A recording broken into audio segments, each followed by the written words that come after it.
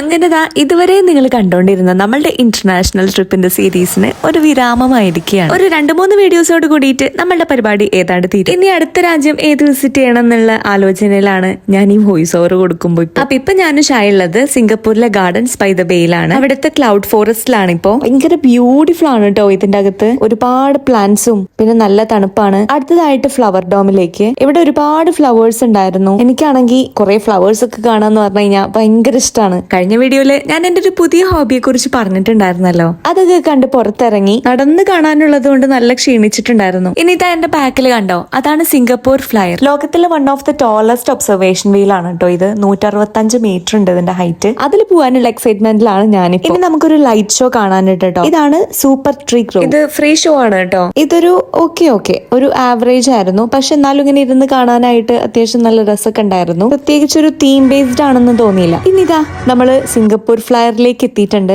അതിൽ കയറി. ഇത് ഭയങ്കര ജയന്റ് ആണ്. താഴേക്കുള്ള വ്യൂ ഒക്കെ നോക്കിയിരിക്കാൻ അടിപൊളിയായിരുന്നു. പിന്നെ ഇവിടുത്തെ KFC ട്രൈ ചെയ്തു. അത്യാവശ്യം നല്ലതായിരുന്നു. ഇവിടുത്തെ മാഷ്ഡ് പൊട്ടേറ്റോ ഷായ്ക്ക് ഭയങ്കര ഇഷ്ടമായി. എനിക്കെന്തോ അതത്ര അങ്ങോട്ട് പിടിച്ചില്ല.